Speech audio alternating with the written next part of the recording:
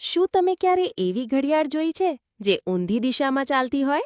હા, પંચમહાલના આદિવાસી પંથકમાં આકર્ષણનું કેન્દ્ર બનેલી આ ઘડિયાળ ઊંધી દિશામાં ચાલીને પણ સાચો સમય બતાવે છે. હાથમાં ઘડિયાળ છે એ સામાન્ય ઘડિયાળ કરતાં આપને અલગ લાગે, બરાબર, પણ આ આદિવાસી ઘડિયાળના નામે ઓળખાય છે અને આ જમણા સર્કલમાં એટલે કે પ્રકૃતિ ચક્રની દિશામાં કામ કરે છે.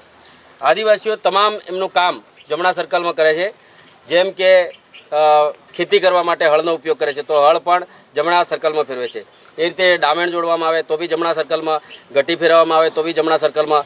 આદિવાસીઓ પોતે પોતાના સમાજમાં જે રીત રિવાજ મુજબ લગ્ન કરે છે તો ત્યાં જમણા સર્કલની અંદર વર અને કન્યાના ફેરા પણ ફરવામાં આવે છે. એ અમારા બાપ દાદા પૂર્વજોની એવી માન્યતા અને એમના રિવાજ પ્રમાણે એમ કે છે કે આ ધરતી પણ પોતાના જમણા ચક્રની અંદર ચક્ર લગાવે છે. એ રીતે તમામ વેલા પણ જમણા સર્કલમાં ચડે છે. તમામ ઝાડની જે શાખાઓ છે, ડાળીઓ, એ પણ જમણા ફેરે ફૂટે છે.